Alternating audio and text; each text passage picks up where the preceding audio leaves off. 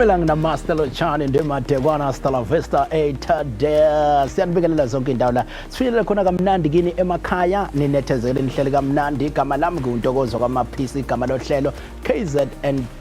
Chat.gov.za uhlelo kolethela uMnyango wezeMpilo KwaZulu-Natali. Namhlanje silidudula sila KwaDabeka ngempela ePhayinthawini kodwa ke ingaphansi kwalo iDurban iThekwini libanzi ke iTheku ingakho ke sihamba sifinyele khona la KwaDabeka. Angihambi ngedwa kohlelo namhlanje ngihamba naye inhloko yoMnyango ngihamba naye futhi ke nomphathi weCHC lesikuyona la KwaDabeka kodwa ngithathele ithuba ngale kokuchitha isikhathi ngibingelele kumphathi ngithi sawubona inhloko yoMnyango. Asibingelele maphisi. Sibingelele abalalele, sibingelele ababukeli, sibingelele nakugatsheni okumphathi weCHC yakwaDabeka. Absolutely. Silithathele ithuba sinike naye ke umphathi weCHC naye akubingelele nje. Sibonge bamaphisa, sibingelele kuHOD, sibingelele kubalaleli CEO wakhona la KwaDabeka lona. Siyazi ukuthi iviki lesikulona iviki la bonke ongqongqoshe beMnyango ehlukahlukene bethula khona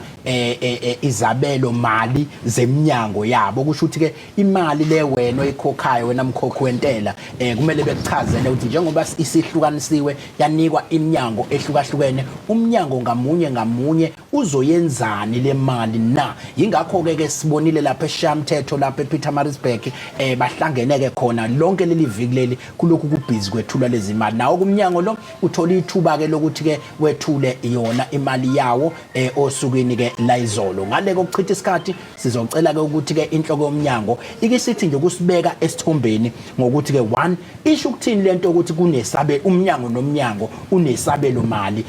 usibeke nje kuleso sithombe ukuthi yini isabelo mali yini budget baza abanye bethi budget vote isho ukuthini lento ukuthi budget vote ubeke nje umuntu osekhaya ongenayo iqhu kahle kahle ukuthi ke isho ukuthini lento le ekhulumisa isabelo sezimali.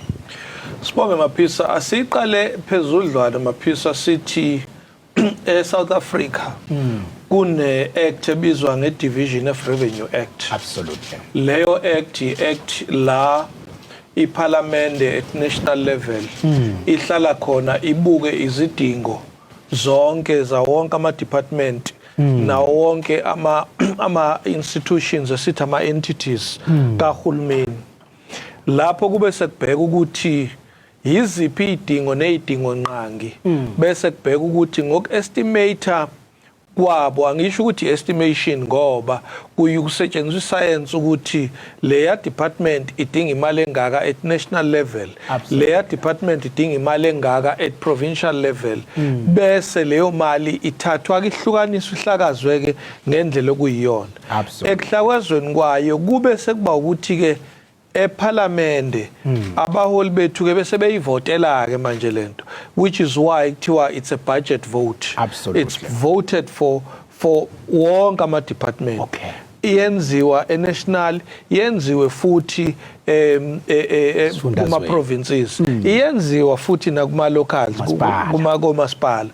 ukusuka lapho ke maphisa kube sekubheka ukuthi ama organization la kuthiwa ama opposition ayavumelana nayo ayaphikisana nayo kusekuvota kwakona lokho emva kwaloko bese kuthiwa ke hayi kulungile Department of Health naye ni vote sivunyiwe hambani ke noyisebenzisa. Okay mhlambe bawungasinika nje igaxa ukuthi ke sibe umalini isigaxa esigcine sinikwe wona uMnyango wezeMpilo sisazongena ukuthi beniusa kuphi na kuphi iyonke maphisa esinike iDepartment of Health KwaZulu-Natali ibe u50.6 billion kukhona abantu njana lapha ngemuva 50.6 billion bese uhlukaniswa kunama program awu80 ke maphisa ekube sekuhlukaniswa ukuthi le program yani administration district health services ama facilities zonke lezo zinto ihlukaniswe ke ngendlela nakhona kusetshenziswa izinto kakhulukazi ezimbili ngaphambilini beninayiphi budget 2 nina nithe planning kwenu nabona ukuthi kudingeke engakanani bese kubhekwa ukuthi cha noma nibeke kangaka kodwa esinganika yona ile. Okay, siyasezwa ngaphambilini kukhulunyiswa indaba ukuthi ke ikhona into yokucucuka kule budget uthola thina manikeziwe kuba khona ukuthi ke engathi kuba khona ukukhatheka kwayo lokho kwenza ukuthi nihlale nabantu enikhala ukuthi ngathi ayanele imali eninikeziwe. Sizwile futhi nayo into ebithi yena njengoba bekade kukhala ukuthi abantu bafuna ukukhushukelwa amaholo leyo part leyo iphathi enikhavekile yini kuyona njengemali eninikiwe. Maphisa solubeka nje iqiniso lokuthi sikubona singakhavekile kukhona la sishoda khona. Ngizobakhumbuza abalaleli nababukeli ukuthi eminyakeni emithathu edlule besihlale sisho ukuthi ibudget yethu ikhathiwe ngo5 billion, ikhathiwe ngo2 billion, ikhathiwe ngo7 billion. Okusho ukuthi kule minyaka emithathu engawufaki lo esikuwo ku2022 23 bekukhona lama cuts azafike ku more than 14 billion. Okuthe noma sekufika ke manje kwabonakala ukuthi enye into ekhawuntwayo ilento ekuthiwa iCPI. iCPI nayo kuyasho ukuthi kahle kahle ngokwevalue yerand noma intengo yerand imalini engenzeka ukuthi iyadingeka ukuze nikwazi ukukhava izinto zonke lezi zinto ziyabhekwa. Kuphinde kubhekwe ivumelwano ezikhona phakathi kukahulumeni nabasebenzi ukuthi amaholo abasebenzi kufuneka akhuphuke ngale percentage. Ngokokuvama vele kwaziwa ukuthi unyaka nonyaka kufuneka lamaholo akhuphuke. Kuthi sekukhona lokho kukhuphuka kube khona into ethi awakhuphuke ngoba sekube neyivumelwano manje phakathi kukahulumeni nenyunyana emva kwama discussion. Uphikona ke nokukhuphuka okunye kuseceleni iVAT iyodwa nje inomthelela wayo. Ama products esiwasebenzisayo nawo ayanyuka ama price konke lokho kuyafaka bese kuthiwa izokwanela yini le. Ngokwethu ayanele kodwa kuloko esinako soqinisekisa ukuthi ama services ayaye ebantwini. Ngizwile ke indaba ezimnandi ngoba phela siyasijabule mazi ikhona indaba ezimnandi kumele nazo siyidumise sizise phambili ukuthi nizowandisa futhi kulonyaka lo amakliniki enizowenza. Ngizwe uNgqongqoshe phakamisa ukuthi ngathi kuno 11 nje nibekele wona eqhulu kulonyaka noma kanjani uzobe wakhiwe. Ngabona futhi nibala ukuthi nalapha eMtubatuba bazohlomula, nalapha ya endaweni zakoMbumbulu bazohlomula, nakwezinye ke indawo enishilo. Kodwa ke one mani ikhetha lezi indawo ngoba nishilo nithi nisebenzise mapha amavo ukuyikhetha ba yonke indawo lesekhona uyezwa ngathi kukhalwa ngekliniki nangapha komkhanya kude kuhlale kukhalwa ngawo amakliniki yonke indawo. But la 11 sizwile kuthiwa azobuya nakushayisa ihlombe KwaZulu-Natali. Ngibone kushaya ihlombe ngisho ingane ezincane engakazalwa kuthe usesizalelwe ekliniki ngasekhaya. But ke iyiphi nina isystem eniyenze nanithi ke ithini lento yamakliniki 11 mawungasibeka kuyo esithombeni? Maphisa uzokhumbula ukuthi uNgqongqoshe uthe uma ikhulumisa leyo nto ngesikhathi ebika ibudget wakhuluma into ethi ngo1955 kwaba nomhlangano wawukhona wakuthiwa useCliptown. Umhlangano la owaphuma nedocument ebizwa ngeFreedom Charter. Okuleyo document kwakuthiwe there will be access to services, clinical services with preference to abantwana nomama. Okokuqala. Okwesibili yena futhi uNgqongqoshe kule minyaka ekhona ewu-MEC ukukhulumisile into ethi uyafuna ama services ukuthi aye eindaweni ezisemaphandleni kungabi ngathi iKwaZulu-Natali iyitheku noma indawo kuphela ezinaba services. Ngakho kuthema kubhekwa kwathiwa amakliniki abekhona KwaZulu-Natal before 1994 ebekuphi engakanani kwase kubheka ukuthi kuphi la idingeka khona kakhulu. Uma ubhekisisa kuzobona ukuthi eindaweni zasemakhaya awekho kakhulu amakliniki. Abantu bahamba indlela ende ukuyothola nje usizo emtholampilo. Kwabhekwa zonke lezo zinto. Kwaphinde kwabhekwa ke futhi maphisa ukuthi ngaphandle kwamakliniki zingakanani izibhedlela kulezo indawo. Zonke lezi zinto zabhekwa. Yebo kwasekuthathwa ke imthelela ethi ukuze kwakhiwe iklinika akuvele kuthiwa ayi ngoba kukwaNongoma kuhlala uMaphisa siyifaka ikliniki. Kube sekubheka ukuthi uma siyifaka ikliniki iutilization yayo ukusebenza kwayo kuzoba ngakanani. Yiloko uMaphisa okwenza ukuthi sihlanganise into ezimbili. Eyokuqala ethi sizowafaka amakliniki la kodwa kwezinye indawo khona la sizovala khona lokho esithi rationalization. konke lokho sobe sikwenza senzela ukuthi ekugcineni sikwazi ukuthi abe khona lama clinic njengoba ubala nje eMbumbulu ikhona iclinic kodwa le clinic sesizoyishintsha manje ibe yiloko esikuko la uDabeka okusasibhedlela clinic siphinde futhi sinyuke manje siye eZululand ngokwe district ukhona ama clinic esizowafaka futhi lapha siphinde njengoba usuke washo eMtubatuba uyabona eMtubatuba uma usuka eSaint-Lucia uze uyofika ku N2 akukho clinic ongathi ikwazi ukubamumatha kahle abantu lapho so konke lokho sikubukile ukuthi asithole ama clinic azokwazi ukusisiza ukumumatha labantu noma futhi sizifake ezinye inhlelo njengayo iCCMDD kodwa konke lokhu uhlelo sihamba nalo into engijabulisile ke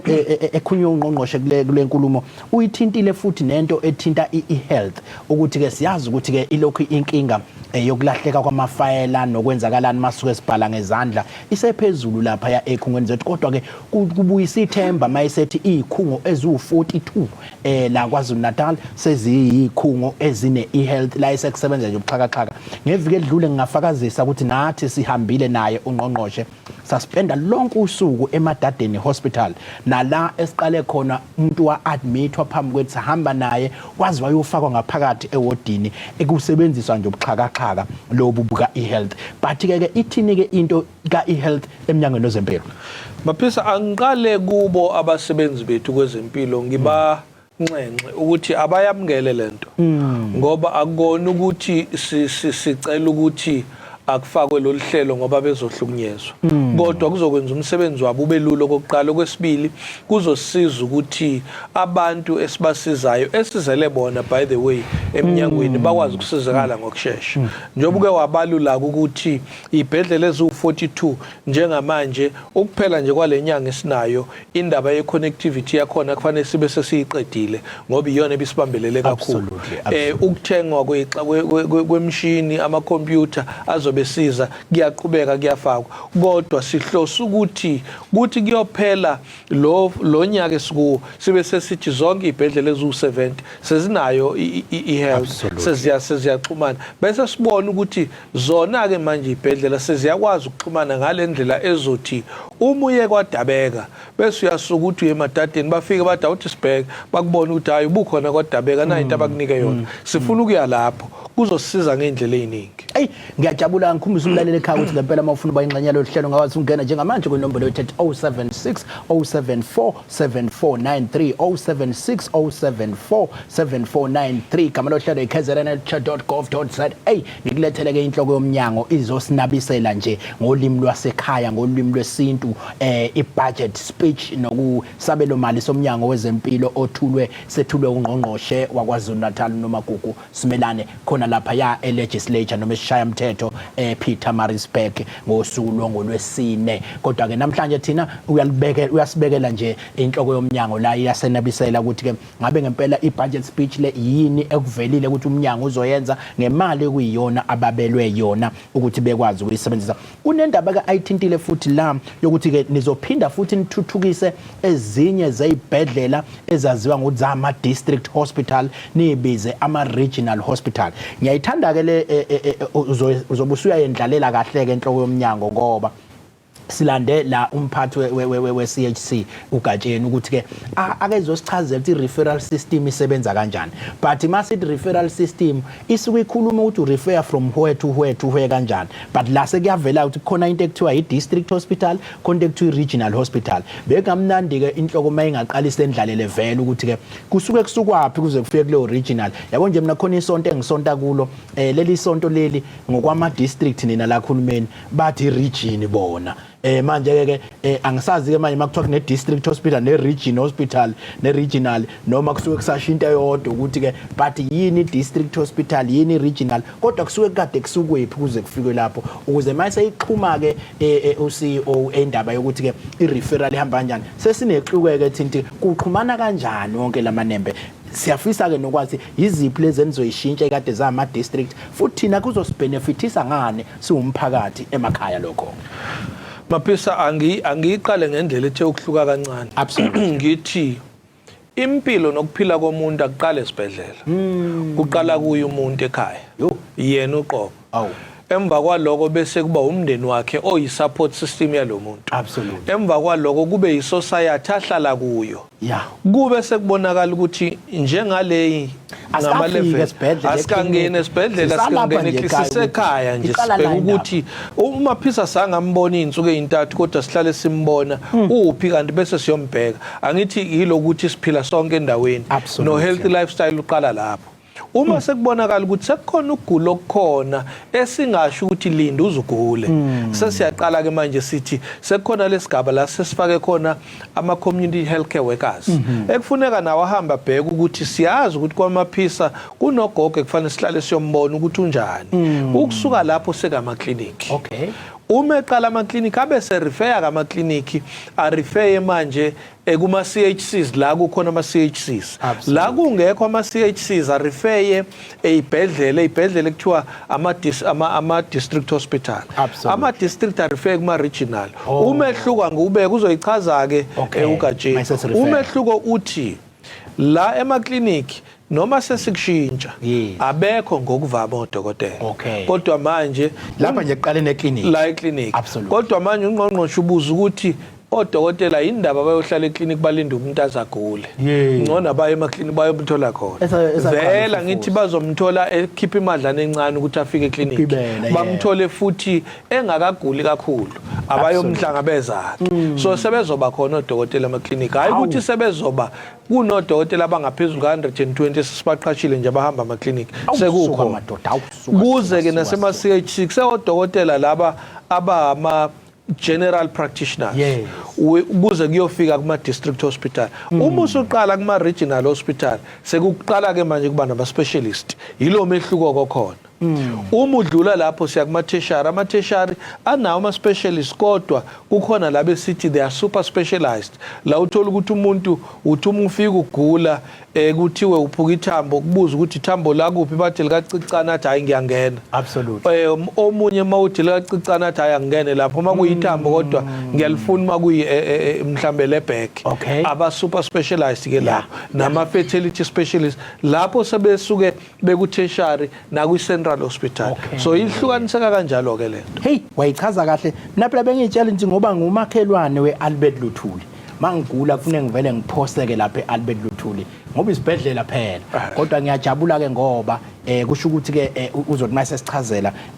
umfowethu lapha nogatsheni siyiqonde kahle ukuthi ithini into ngiyazi ukuthi kube nesikhathi la ama complaints bekuhlapha kwi department uthi uyahamba uvinjwe emall kuthiwa nginenkinga lapha bangisika isandla babuyisela umlenze uyabona kukhalwa nje indawo ezihlukahlukene kwase kuba nento ethi ake silekelela abantu bakithi mayekulayini lapha efuna ukukhalaza akangabi nenkinga akube ne-app esizoba nayo la eMnyangweni la umuntu azokwazi ngizwile kuNgqongqoshe imemezelo ngathi sikhona i-app ithini into ye-app kungenwa kanjani kule app i-app ikhona Maphisa kukhona okokuqala ngisho ukuthi kunale indlela oke wayibala ezo Facebook o Twitter nazo zonke ezisengasetshenziswa ngaphezulu kwayo sekukhona i-app manje okwazi ukuthi kuyo usho ukuthi na inkinga enginayo le app wonke umuntu oyimanager wa Department of Health uzokwazi ukuthi abe ne-access akwazi ukuthi uma kune complaint le iqondene nami ayisebenze ngendlela efanelekile i-app le eyi-edition kokuqala ekutheni iy'namba zabo bonke abaphathi zisazotholakala inamba ka-CEO inamba ka-PRO inamba ka-district manager bese kuba inamba ke manje kaMaphisa qobo lwakhe manibona ukuthi hayi akwenzeki ngishone kuye uma uMaphisa ningamtholi ayukhabazela ke vele useyinto yasemphakathini ngathi useyikhansela KwaZulu-Natali absolutely bese ke ngaphezulu kwaloko sesenzela labo othi anginayo i-airtime anginako ukuthi avela ufake i-message khona la ayihambise siyithole thina bese sidila nayo wagiza ke ngathi impela useyinikile lo msebenzi ukuthi umsebenzi wakhe absolutely no siyazi ke ngoba ukuthi ke abantu bazoyibuza ke ungena uyithole kanjani mawuya lapha kulezi zinto zobuqhafa ubhala nje ubika sikusize ilona gama ke le app yethu uyangena lapha bese uyasho ukuthi yona uzoyincoma ngoba khona noma income lapha nincome bakwethu makhona into osuke ufuna uyibona ukuthi ke ngempela iyalentuza. So ke kubalulekile ukuthi ke uma income lo ukhona lapha ya ku app khona ungididayo lapha uyakhuluma uyababaza mangikhuluma ngazi noma uthi senginqamukile nemoyeni noma uthi ngisekhona. Kodwa nje uthi bika sikusize bese ke uyayithenga lapha kuma app angithi uya lapha kuma app bese uyafika uyayithola le app le usuyangena ke usubika zonke inkinga zakho lapha ya obhekene nazo ukwazi ukuthi uthole uMnyango kahle kakhulu. Ngiyezwa ke kuthiwa futhi ke uNgqongqoshe ukhulumise nendaba ukuthi ke uhlelo lelebeliwaziwa ngokuthi CMDD esenteni nasekuyikhemisi eduze nawe. Lolu hlelo lolu ke uhlelo lanisondeza khona imithi yethu thina siphila nale esatha le mithi esiphila nayo. Baningi ke bayibuza ukuthi mina ngasekhaya angilwazi lolu hlelo lolu. Mhlawumbe inhloko yoMnyango mayingasibikela ukuthi ke uhlelo enilithuthukisa kanjani noma siyezwa kuthiwa sesiyakwazi ukuthi siyele emasontweni angasemakethi kwesesikhathi esihlomule siye endaweni ezihlukahlukene. Luthini lolu hlelo lokuthi ikhemisi senelisondeza eduze nawe nanokuthi isho ukuthini lento ukuthi senisondeza ikhemisi eduze nabo abantu? Baphisa lapho sithi kulabantu abanamaphilisi abahlale bewadla nsuku zonke kunokuthi ngaso sonke isikhathi uma befanele abathola amaphilisi abo bayaye bakhale ngokuthi ngiye eclinic ngifike ngihlala ulayini omude emva kwaloko bese kuthiwa nali iphilisi lakho hamba sengosiyama hour. Ngakho le ekhemisi eduze nawe ithi uzoya kulowo line ufike kulowo line uthi ngiusandile ngwaKwaShabalala sengiwutholile umlayezo othi amaphilisi amasefikile ngicela amaphilisi ami bavule bakunika amaphilisi uphuma uhambe asikho isidingo sokuthi uhlale kulayini. Zikhona ke ziningi indlela esiyisebenzayo ikhona esisayibheka ukuthi izosiza yini la sisebenzisa khona amabhayisikili ukuthi amaphilisi angagcini ngokuthi uyowalanda wena kodwa alethwe kuwe umuntu osuke hamba ngebhayisikili. Ikhona enye esithi afakwa emabhoxini athile esithi amapili box abanye ke ngesizulu sithi amapele box kodwa ngithi kilipilisi iqale lapho lento kulolu yalimi laseBasuthwini.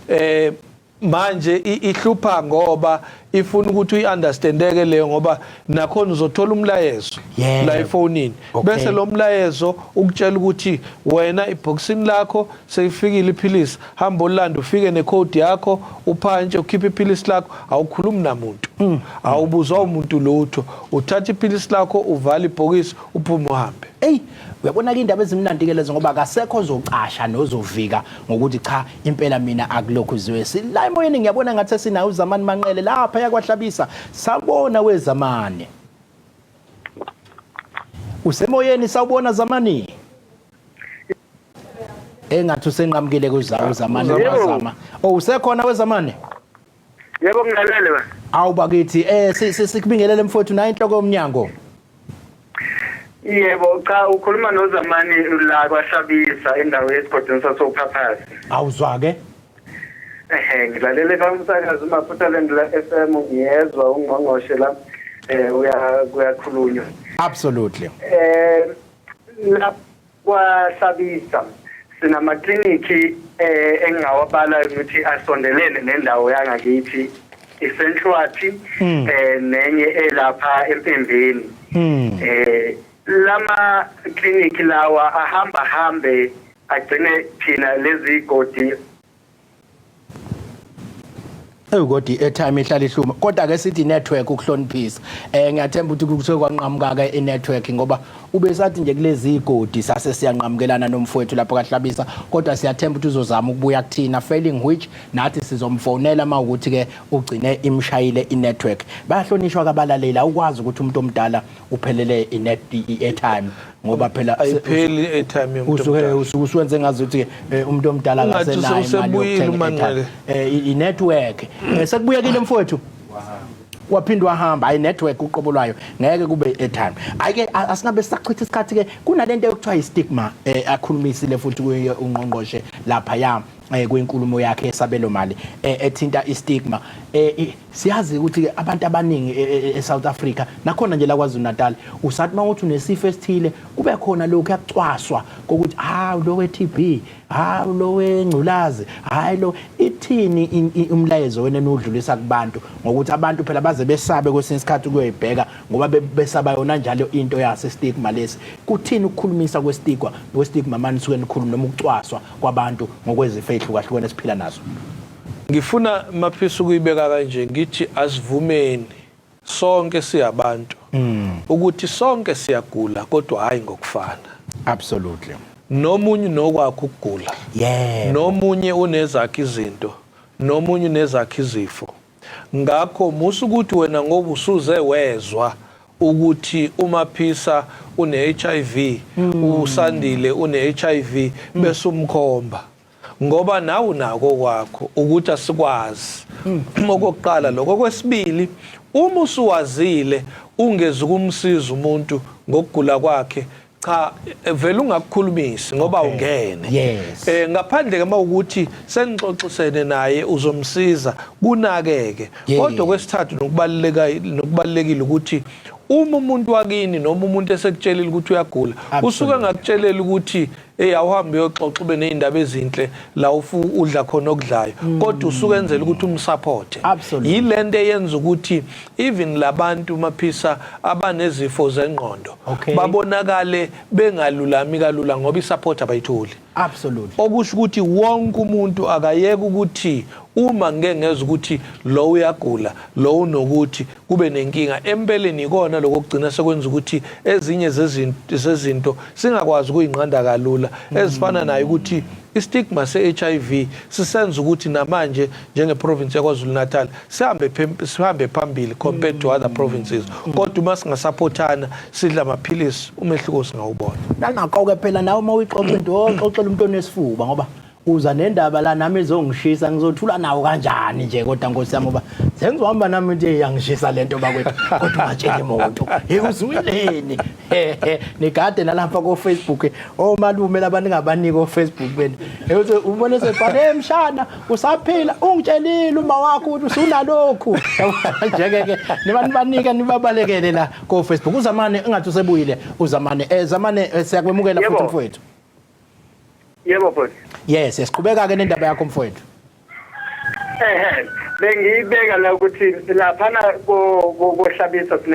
sinama clinic amabili aseduze kwethu la masikhuluma indaba yasophaphasi oqobuka noNtabenkona oGedeni kuze kuyoshona le lapho siphethwe yiwo lama clinic ajika hambe angasizi kakhulukazi uma kunemvula ngenxa ukuthi ama-bridge kwanawo awekho kahle simeni ukuthi kungaweleka. Imigwaqo ayikho kahle. Bengishisa ukuthi inhloko yoMnyango mhlambe bengeke nibebheke noma sekukhona licelo ezake zafika ngoba sekudala lokho sicela ukuba nekliniki elizokwazi ukuthi lesize nakube khona ingane eshawa inyongo eduzane ikwazi ukuthi isizakale. Yilokho nje ngishisa ukuze ukuthi ngabe khona nicele zake zafika mayelana nekliniki la soPhaphasi na. Phaphasi. Nemigwaqo nje uyayibeka kodwa kunesicelo sasoPhaphasi. Yebo. Okay. No inhloko yoMnyango bilapha ke izobe siyakuphendula emoyeni. Sibonge kakhulu ke lapha kaHlabisa. Uyazi iyangichaza lento ukuthi ke masihamba indawo eningi uze kuthiwa mawukonyukhasela izifo ezithile kuthiwa isona esihlasele kakhulu kuleyo ndawo leyo yabo kwenye indawo kuthiwa iTB ihlasela kakhulu lapha na kwaMntu bawaridi nokushaba zinyoka yabona izona sifo ngathi sifo sifuna sibe waridi kakhulu isifo esidlangile. Ngiyabonga uzamani uthi asithiphise lapha ngiyathemba nawe usuzonyusa kodokotela beyinyoka lapha ukuthi ke ugadle kakhulu ngodokotela benyoka kodwa ke ibalekile la ishoyo ngoba ngiyazi nje ubusuku la uyakwazi nokuthathisela nezinye inkinga zeminye iminyango imigwaqo uzabantu beaccess ama clinics ethu banayo inkinga nama bridge uthola omunye uzegcina endaweni ekude kanti abakwazi ukuwela umfula beyekula enye ela eduze iclinic yabo uzoyikhava leyo kodwa ke uthi kunenya soPhaphasi abake bayicela ithini indaba yayo yakuyafika nikunina na Maphisa iclinic yasoPhaphasi kukhona izicelo ezikhona kodwa ke siyabheka bese siprioritize ukukhumbula nje sikhulumile ngama clinic awu 11 so prioritize bese siqhubeka ke namanye ikhona plan esithi 10-year plan. Okay. Bese kuya ukuthi akumaphi ama stages lama clinic nje obaswaka. Okay. Nale sizoyibheka ukuze sikwazi ukubuya sithi kule yasophaphasi sikuphi. Okay. Ukuthi ke manje usuka wabala amaningi wasefaka umgwaqo. Ngiyafuna ukuthi into yomgwaqo ngithi uhulumeni weprovince yaKwaZulu-Natali uyibhekile lento yemgwaqo wathi eminye imigwaqo ekufanele ngabe iyakhiwa at the level yelocal omasipala engathi akwenzeki kahle. uMEC wemgwaqo ke wasethi hayi kungcono athi ukungenelela. Uzokhumbula nje ukuthi kungekudala ke wayevula umgwaqo omuhle lapha ohlanganisa iGreat Town uzuyofika eMsinga muhle lo wamgwaqo. Kodwa imvula zaphinde zawuphazamisa futhi. Manje ikhona into ethi uDepartment of Transport kwiprovince usuyiqalile into ukuthi uyibheke lezo zinto uyama bridge lawo kwezinye indawo khona la kwathiwa khona case kwaNongoma kwathiwa kwakhiwa ibridge impela elibizayo makuyobhekwa ayi ngezwe engathi babe ngalithandi kahle ukuthi abayizwa le yanto kwathiwa kuzolungiswa sokuzolandeleka engizokwenza mina ukuthi ngidlulisele ku-HOD wakwa transport ukuthi hayi aniyobheka ukuthi la yini lenkinga yalama bridge athina ama plan abo sebeyokwazi ukuthi baphendule njengomnyango. Nangu Ntombela lapha ya eKzinheLandlovu asikubingele Ntombela sikwamukele emoyeni. Injani baba? Siyaphila mfowethu singezwe kobuya baphila abantu eKzinheLandlovu. Yebo siyaphila. Ngithola kamnandi eKzinheLandlovu. Hawu bakithi nathi siyajabula masolwana baseKzinheLandlovu ngoba angikaze ngibone umuntu okwehlelayo waseKzinheLandlovu bahlale be healthy nje abantu baseKzinheLandlovu. Engibakhulumele bonke. Absolutely. Na inhloko yoMnyango. Yebo ngizwile inhloko yoMnyango ikhuluma ngebudget ka-health ephumile. Lapha emaklinikhi kunenkinga kakhulu yokushoda onesi. Bathola bekhona onesi bebaningi. Ukuthi imost yabo uzothi ngokhuluma nomphathi weklinikhi utshela ukuthi imost yabo ama-assistant nurse awona osista bayashoda osista abakwazi ukuthi ba-check izifo manje ukuthi udokotela noma ufika kanye evikini futhi izogcina sekunolayini mhlawumbe ngeke osista abaqualified ngoba elidalo layini yibo ukuthi ushoda kuyisebenzisa bayakhala bathi abantu baresign emsebenzini ikhala engagcwaliswa. Ayu cha weba Mntombela ngiyibuzela nje ngwenze kanti umama mhlawumbe uyinesi ukhulumela yena. Ayike angiphume lapho kodwa ke ngiyamuzwa mina baMntombela cha kushodile lapha emaklinikhi lapha esabelweni sezimali kukhona ninikhlengahlengisele amanesi. Maphisa kwimali esiyitholile lo 50.6 billion ngingasho ngithi ngaphezulu kuka 80% uzoya kulento esithi COE i-compensation of employees okusho ukuthi imali ezobe isetshenziselwa ukuqhasha abasebenzi. Asizeke Maphisa ukuthembisa ukuthi sizofaka onesi ukuze iklinikhi isebenze kufuneka wonke ama categories abe khona. Unesi, security, ucleaner, udokotela wonke sizobalansisa ke. Kodwa futhi siyafisa ukucela ukuthi uma ethi uNtombela uthola ukuthi baningi onesi kodwa kuthiwa kufanele siphinde siyobheka ukuba besizwile nje bezositshela ukuthi yipi clinic akhuluma ngayo sike siyobheka ukuthi asebenza kanjani. Kunendlela ke futhi esithi kuyo sifuna ukuthatha ama services zokhumbula ukushila uNgqongqoshe to ama communities bona labo nesi abasema clinic sophinde sibathathe sithi asambeni siye kuma community ukuze abantu abadinga ukuya ema clinic banciphe ngoba suke sibathole emakhaya. Zonke lezi inhlelo ezenzela ukuthi noma kusho kodwa abantu bakhaveke noma ke on the other hand sibe siqhubeka nokuthi sibaqhashe onesi namanye ama categories. Sidingida into ethinta isabelo mali soMnyango wezeMpilo KwaZulu-Natali nje basazi ke uNgqongqoshe kade sethula isabelo mali soMnyango wezeMpilo inhloko yoMnyango ke izosethulela sona yasinabisa ngolimi lasekhaya ngolimi lwesiZulu ukuze nawe uqonde ukuthi imali esuka ifakwe eMnyangweni kuthi izophuma ibhekephi. Kukhona udaba olujabulisa insizwa la einingana udaba oluthinta ukuthi ke engathi inqwaba yamajwabu KwaZulu-Natali seniwathucuzile insizwe eziningi nje igijima nje ayinawo amajwabu sikhuluma nje kuthi 1.5 million wamajwabu esenwathe nje zucu nawabeke eceleni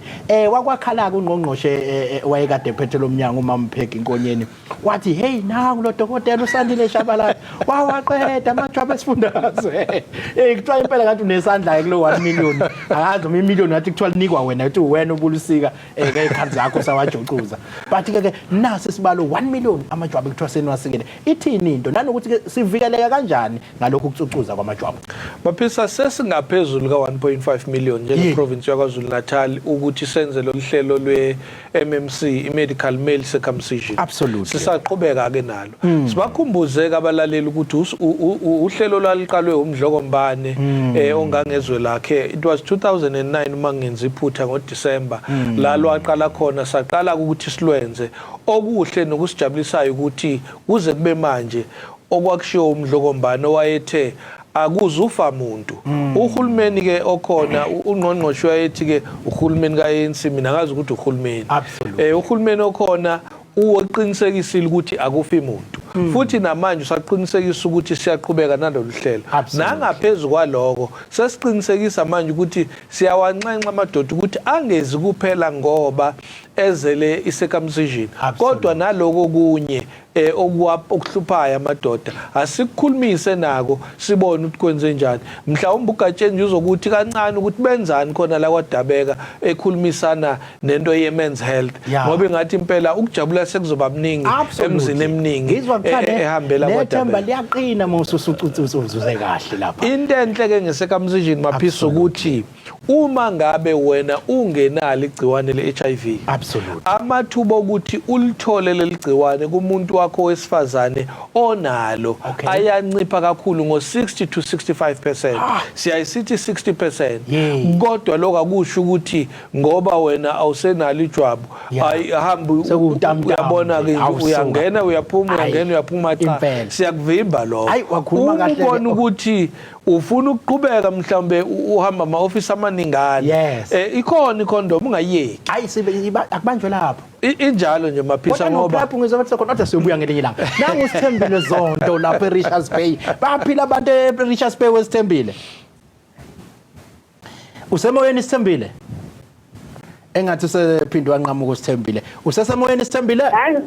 ukhona awubakithi buya Sithembile wozabu baphila abantu eRichards Bay Richards Bay usentambanane la usentambanane nomse Richards Bay absolutely ngiyakuzwa umuntu useBay wena cha na inhloko yoMnyango kungathini kwakho ukuphawula noma ukubuza i-network ke lapha inakho ke ukumhlukumeza lapha uSithembile ngoba cha uzwakale umuntu one voice engeke aphelelwe airtime ngiyalithemba leya voice kakhulu ngeke kulahleke ukuthi sekungaba ilentuzana okunye ke inhloko yoMnyango engathi ke siboneni ukukhulumisa kakhulu lapha sizwe ngathi kunezinhlelo zokuthi uMnyango wezeMpilo ubambisane nowezemfundo ukulwisana nesihlava sokukhulela kweingane lapha esikoleni ngoba nithema nivakashela ibhedlela ngoDisemba ikakhulukazi namba no Prima ngiyakhumbula nje lamasuku sibukela abantwana abangoChristmas simukela nabangoNew Year nahlangana nenqwabe abantwana babe neminyaka abanye ngaphansi kwa15 abanye beno16 kuyaphansi okwenza ukuthi ke bese nixoxisa lento ukuthi ayingeke kuzomela kube nakhona ukusebenzisana phakathi koMnyango wezemfundo nowezempilo itopic le sensitive ke kubazali ngoba abanye babazali izikole zakhala ngokuthi kwathi mak introduce ama condom esigabeni sasesikoleni kwathi senizofunda izingane ukuthi ayiqala ukwenza ucansi and nokuyitopic esensitive ekumele kodwa siqale engage ngayo seabazali kanye nabo abantwana kodwa inzima ukuyixoxisa nizoyingenelela kanjani ke manje kulesigaba samanje baphisa singakafiki kwi-Department of Education in the province ikhona into uNgqongqoshe ahlale encourage athi umzali noma ngabe ubaba noma ngabe umama akakwazi ukukhuluma nje nentombazane yakhe mina nginayo ke intombazane engeke ngithi kuyo mangabe ithi ngicela imali ngifuna ukuyothenga izinto zami bese ngithi ufuna ukuyothenga ama-pads yini athi hayi baba ngithi cha ngitshele phela ukuze nginike imali eyanele okusho ukuthi umuntu wesilisa akangasabi ukukhuluma nentombazane yakhe aka-communicate nje nayo ukuze athole ukuthi sikuphi kwenzakalani izokwazi nokuthi imtshele futhi uma kukhona umuntu oyihlukumezayo lokhu sikukhulunyiswa amaphisa ukuthi njengoba ushilo mhla ka-25 siya ebhedlela sibheke ingane ezalwe ngomhlaka 25 ngomhlaka 1 January siphinde sibheke ingane ezalwe ngomhlaka 1 okufike kwamphatha kabi uNgqongqoshe kwamphatha kabi uPremier nohulumeni wonkana ukuthi siyathola ukuthi sekukhona ngisho ingane ifika ko 10 years osikukhulelwe uyabona ke uma uyingane una 10 ukhulelwe kusho ukuthi usuku hlale nomuntu wesilisa osethombile osekuyindoda ngokwesizulu kodwa kusho ukuthi kusukumuntu wesilisa ongeyona indoda ngoba indoda iyamazi umuntu owuntanga wayo okufanele iye kuyena abanye njalo usuke ehlumezekile umntwana lokho kwenza ukuthi ke bese sithi asiyingeneleke manje into ezothi asisebenzisane neDepartment of Education okokuqala sikhuluma ukuthi ingane azingazimbandakanye ocansini zisencane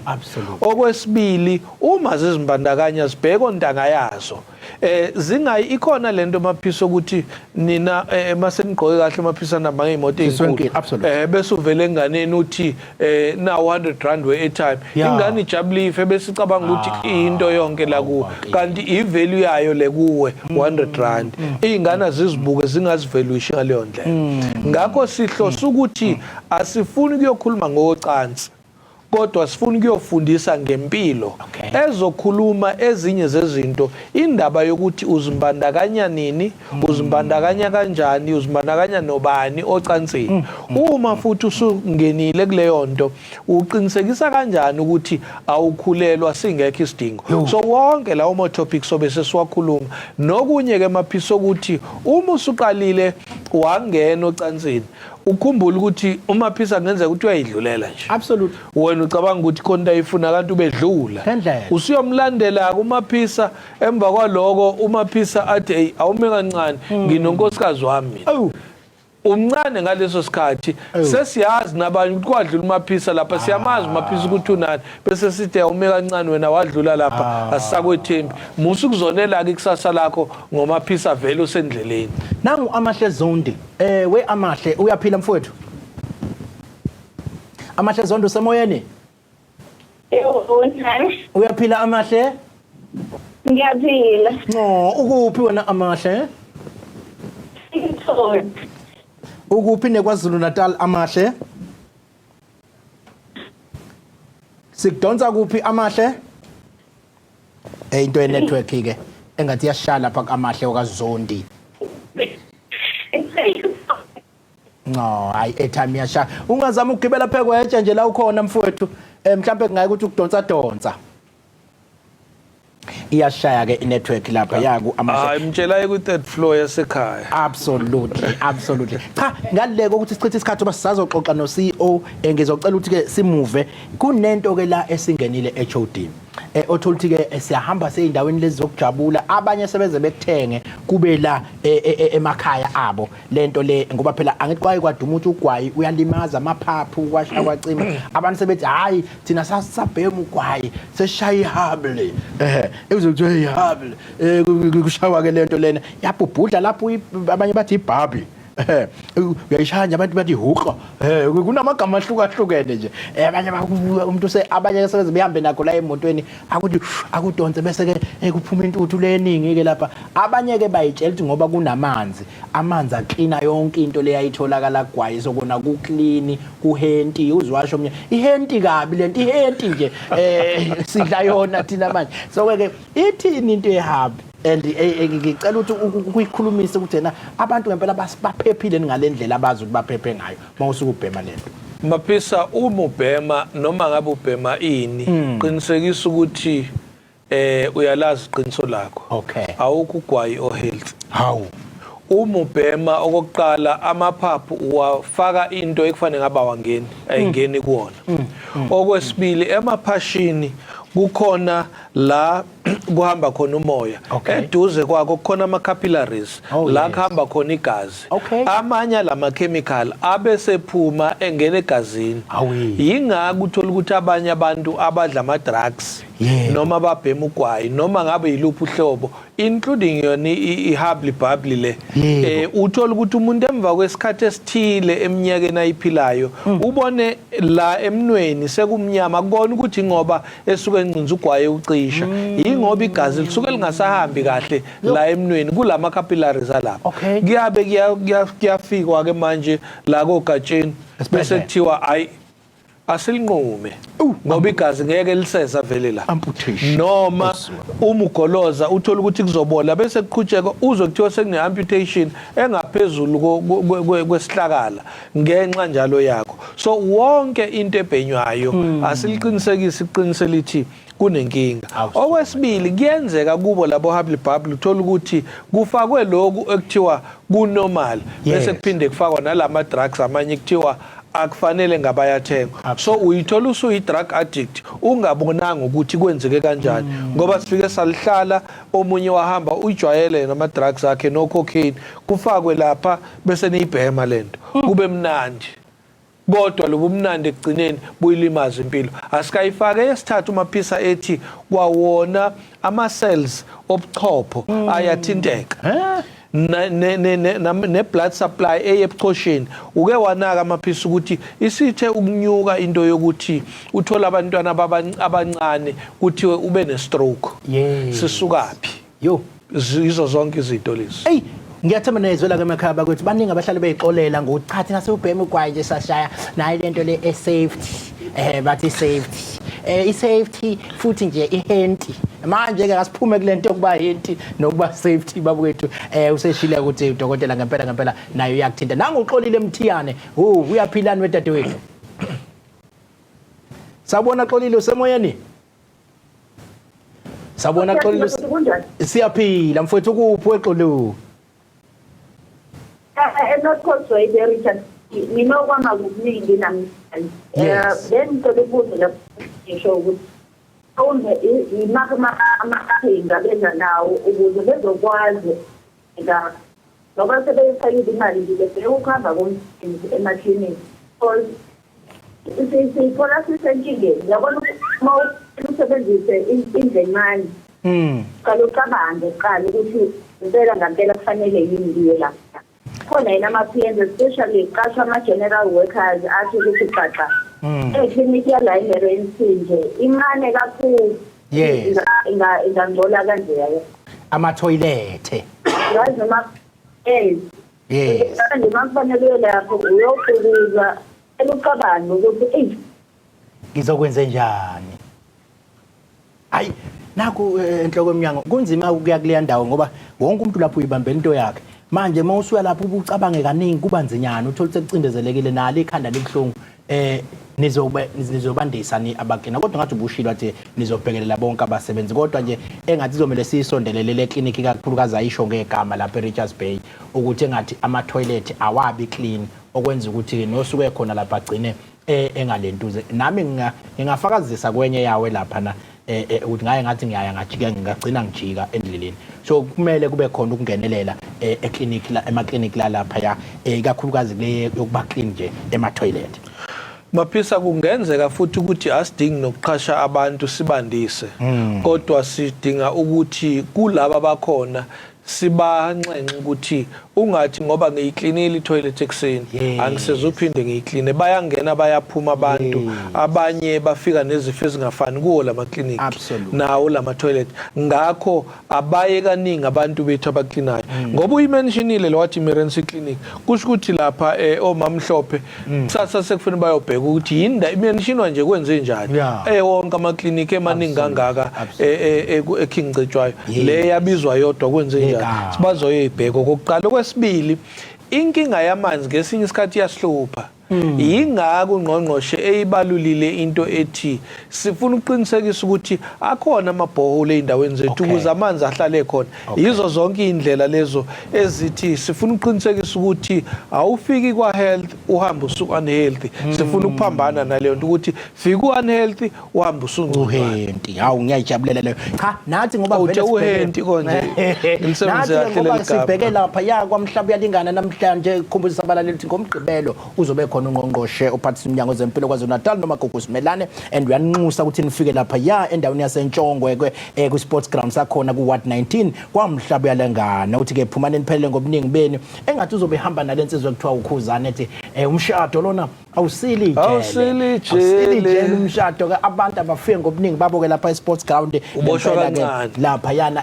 kuthiwa nje ijele elincanyana umshado akusili ijele liphelele usho njalo ke abantu abafike ngobuningi babo lapha bayamenywa lapha ya eNtshongweni eWard 19 kwamhlaba yalingana sobe silethe isibhedlela kubantu yonke into ongayithola esibhedlela izobe khona lapha zobe khona noDkt Tshabalala waceceza amajwabu khona lapha ya ngale kokuchitha isikhathi obesikhatha seko ngakuthina ngizocela simuveke siya lapha ku CEO siqela ukumbingelela nje ukusitshela CEO ukuthi ubani wakabani wenzani kulesi sibhedlela clinic okuyona. Sibonge mfoka Maphisa, sibonge nakuNgqongqoshe kuyiNhloko yoMnyango. Mina ngumduduzi kaNdlovu uCEO wakhona la KwaDabeka iDabeka enama clinical 7 ngaphansi kwawo. Imaphi nje ngomnika u45 amakliniki ethu iClermont izwelibovu kwaNdengezi iHelistort iMolweni uMaphephethweni noNgcolosi masuba uDabeka ke uDabeka usithatha njoko mother la isikhona awisikhokho bathi mabese behlulekile lapha bese hayi akunyukele lapha na uhluleke wena ukubusa ukunyusela kuphi ke St Mary's noma iRK Khan depend inkingi kumayelana nani ebese phinde nakhona benyusela kuphi Eddington naku RK Khan shuthi usuyiqalile vele referral system usuyayixoxisa iyini referral system mawungakusibeke nje sithombeni i-referral system isimo lapho ufika khona eclinic bakuhlole bakwenze yonke into bathothi hayi okuphethe akukho emandleni abo mase bekudlulisela ngaphezulu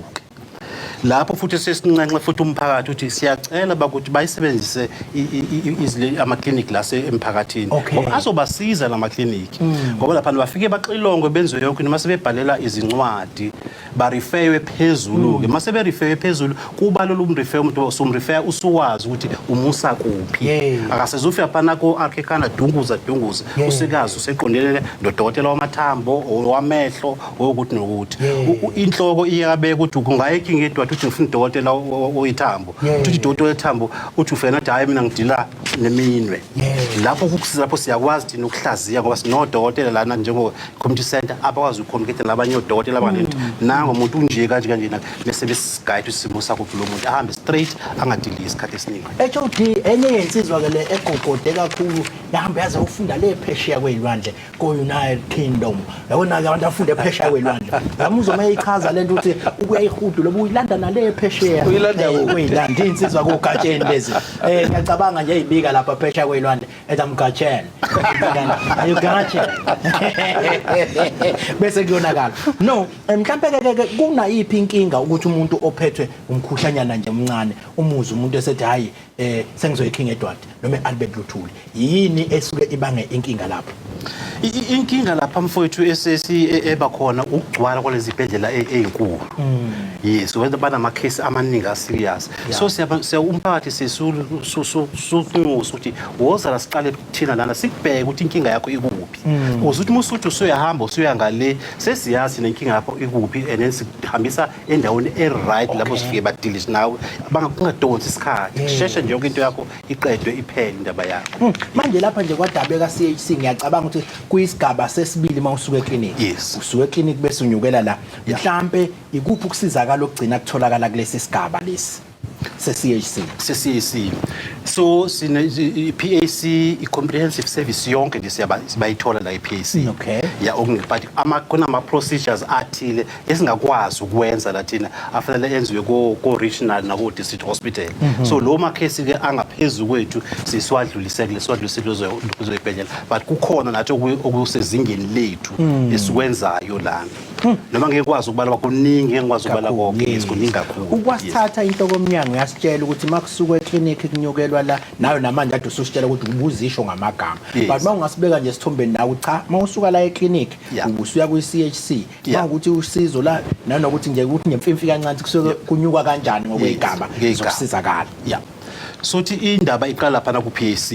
bakuhlole bacilonge benze yonke into babona hayi kungaphezulu kwamandla ethu bakulethe lapha kuthina what is not dokotela tena 24 hours ama clinic nje ade shilo uNhloko bakhona bathi gqwa ngensuku ezithile kwamanje so thina sina 24 hours bazokubona ke mase bebonile mase be communicate naba specializer ngale yes ba discuss icase yakho ukuthi ayisibani bani Mdu Ndlovu ukanje kanje bavumelana ukuthi hayi mlethe lo muntu usukwazi ukuthi sidilishe naye mase sikwazi ukuthi simthumele ngalondlela la manje ukuthi mina nje ngifikile lapha na eclinic yangakithi ngizizwe ukuthi hayi ngeke lisho phezulu elikhanda ngithi ngeke le Albert Luthuli elikhanda ngilizwa kahle lisho ngamandla liyasinda ngiyakwazi ukuyicelela mthi cha ngicela ngise Albert Luthuli ngeke bafowethu ucela mfowethu akulona icala ungacela nje icala kodwa kuyahlalwa phansi sibonisane sikubonisa ukuthi hayi indaba ihamba kanjani kukuphi ake sibheke kuphi sizozama kanjani ucaceleke kahle ukuthi yini esizoyenza nathi na uzobona ukuthi hayi no ake ngithi kuma kancane ke ngithathe lokho abanginikeza kona ngihambe yosinza lo mshanguzane sibone kuhamba kanjani but zikhona izinseko zokuthi sihlale nawe phansi sikubonise kahle ukuthi uziyofika lapha konkosi Albert Luthuli uhanjwa kanjani ngeva lusuke nje ekhaya nje ujombo inkosi Albert Luthuli bona bayofika bakusize muyifikela wena but bazokubusela emuva kudubela lapha abanye nathi kuziyolunga yonke into absolutely mhlawumbe ngoba nenhloko yoMnyango ikhona la angilisebenzisele ithuba ngikubuza ukuthi labantu laba ngoba ikhona lento yokucabanga ethi Albert Luthuli yona kuphela kodwa ukuthola ukuthi khona into ongayenziwa kangcono eGrace kunokuba ubuye Albert Luthuli ukubeka umuntu esithombeni ukuthi ke kusiza ngani ukuthi ukulalele mawukade utshe cha wena ufune kuye eGrace ngoba kukhona laba ba specializer na kangcono lapha wena uye King Edward uba kuphi umehlo noma iyona nje kuphela iAlbert Luthuli ekuthiwa cha iya specializer la KwaZulu-Natal into abangayazi maphisa abantu mhlambe singakaze sicacise kahle ukuthi eGrace Hospital ngokuvama kugcwele labo dokotela esithi ama super specialists la uthola ukuthi badila nento ethila ngenze umzekelo nginayo ingane engezwa kahle emadlebeni uma leyo ngane kufuneka iyohlola ukuthi inani kufuneka iqale eclinic icheck ukuthi ayizwa ngoba kukhona isigonogono endlebeni noma ama nerves awasebenzi kodwa uma seyifika enkosi Albert babe sebenza o CT scan benze o MRI babona ukuthi kudingekani ngabe kufanele ukuthi kufakwe into ekuthiwa i-cochlear implant sekuyi level ephezulu le kodwa la ezansi basuke sebeshila ukuthi nayi inkinga so laba basiza ekutheni kutholakala leyo nkinga ngenza omunye umzekelo uyafika uphethwe isifuba kanti asthma nje sifike la simnika nebulization phuma ekhaya omunye afike naye isifuba kodwa simnike le nebulization angalulami bona futhi ogatsheni bakushaye nge-x-ray i-x-ray itshengisa hayi pneumonia bakunika amaphilisi ekhaya kodwa baphinde futhi bona bathi sebekunebulizile bakunika i-x-ray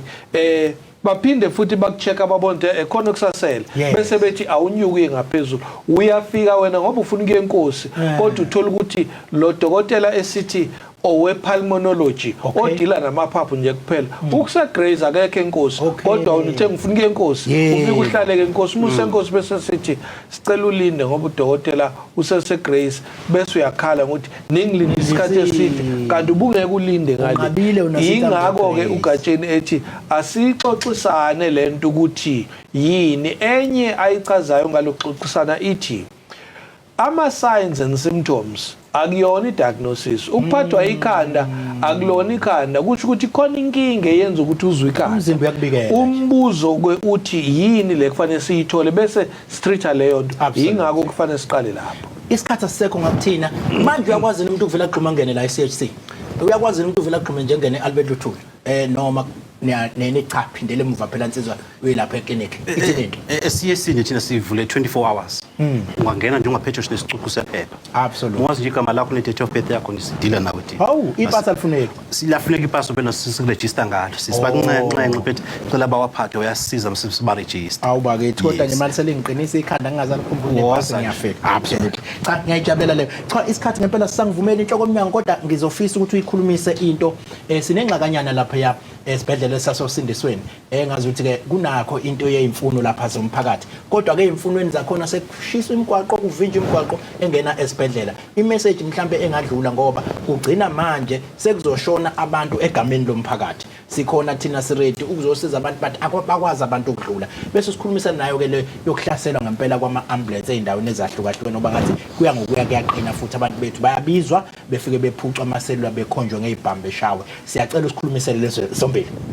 Maphisa kube buhlungu ukuthi osindisweni kufike abantu basivale isibhedlela bese kuthi emva kwesikhathi uma sebelimele ngaphandle bafuna ukuzongena kuso lesibhedlela basivalile bona labe bebeteleka siyafisa ukuthi uma kunezimfuno isibhedlela singaphazamiseki ngisho ngabe abasebenzi bethu uma benezimfuno abanazo akungalinyazwa isibhedlela noma akungavinjwa ukusizakala kwabantu siyafisa ukuthi lokho kwazeke kuwo wonke umuntu ukuthi isibhedlela sivuleleke wonke umuntu ngakho ibhedlela noma ngabe iziphi namaklinikhi abantu abangawavali ngoba bethi kukhona imfuno abanazo isicelo nje esinaso ke leso hayi ke ngiyacela ukuthi ngoba vele seliphelile uhlelo lwethu usaluso sigoqela lona Nhloko Mnyango Maphisa esingagoqa ngako ushilo uNgqongqoshe wawabiza ama-stakeholders wonke kuqala kuba abantu esibasevayo ama-NGO na wonke amanye ama-department nama-entities ukuthi siyacela ukuthi sibambisane ngoba ukuphila kwabantu kuzodepend ekutheni sonke sibambisana kanjani ukuqinisekisa ukuthi iy'nsiza abazidingayo bazithola so leya partnership siyacela ukuthi uma kuney'nkinga bayibike ngokushesha bayibike futhi kuma-relevant offices bangalindeli uNgqongqoshe ukuthi uzoba khona yonke indawo uyazama yena sibone ukuthi hayi uNgqongqoshe ahambe yolala manje ngoba kade ugijima kodwa ngeke afike yonke indawo siyafisa ukubambisana nabantu ukuze impilo zethu zibe ngcono healthy lifestyle uyawushumayela nathi siyawushumayela sibonga kakhulu kwinhloko yomnyango isikhathi osinika sona ngikhombisa abantu balapha kwamhlaba yalingana 119 entshongwe ukuthi sisendleleni siyeza nenhloko yomnyango nami sengifundisile ukuhlinza nokulisucuza eJwabu sobe siphe kwawo lapha esibhedlela kubantu sizobe sifike ngeinkana ayikho into ngeke uyithole ikhona ibuko zamahala ikhona into yokuthi ke induku zokudodolozela kubantu abadala sobe sichecka namehlo amazinyo aswakhiphi manje kakhulu siyaliqinisa masibonke saqina qinile siwabamba bambe kuningi okuzobe kwenzeka konke njengokuthola lapha ya esibhedlela uzobe ukuthola bukhoma lapha ya endaweni yakamhlaba yalingana sithi ke ungaphuthelwa kulolu hlelo kwasivalelisi sithi kulungile goodbye